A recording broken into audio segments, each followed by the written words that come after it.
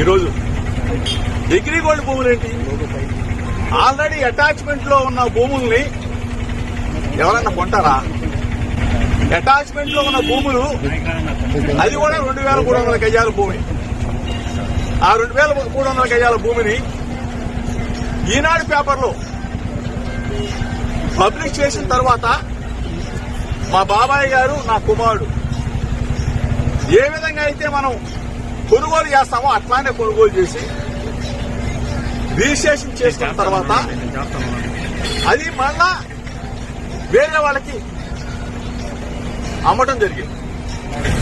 వాళ్ళు మా దగ్గర నుంచి కొనేటప్పుడు కూడా ఈనాడు పేపర్లోనే పబ్లిష్ చేయించుకొని సర్వే చేయించుకొని అధికారులు ఇచ్చిన రిపోర్ట్ ఆధారంగా సబ్ రిజిస్ట్రార్ గారు రిజిస్ట్రేషన్ చేసి వాళ్ళకి అప్పచెప్తే ఎంతకన్నా దుర్మార్గం ఎక్కడన్నా ఉంటుందో చంద్రబాబు నాయుడు గారు. దయచేసి నేను మిమ్మల్ని అడుగుతా ఉన్నా, నా మీద కక్ష ఉంటే నా మీద తీర్చుకోండి.